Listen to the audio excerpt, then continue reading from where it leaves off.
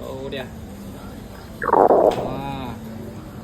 Kita bubur salad dulu. Kita ada salad, Kita bubur timun. timun, Kita bubur bawang. bawang. Okey, specialnya kat sini ni, dia ni lah sarang kita. Sarang dia.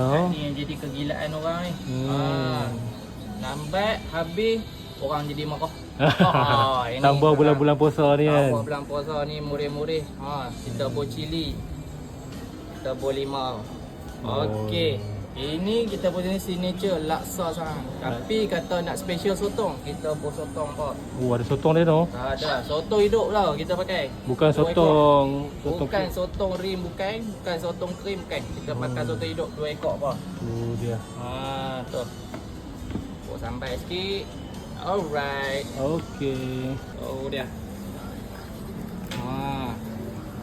Siap laksa sarang sotong apa. Okey. Cikang buah hampa RM7 je. Ya, meriah hampa. Maggi tumis, kita buat telur Fiji RM6.5 kupang. Kita ada nasi ayam sambal tutuk. Okey, harga RM8.5. Rojak buah. Rojak buah. Okey, rojak buah ni kuah dia pekat likat hampa.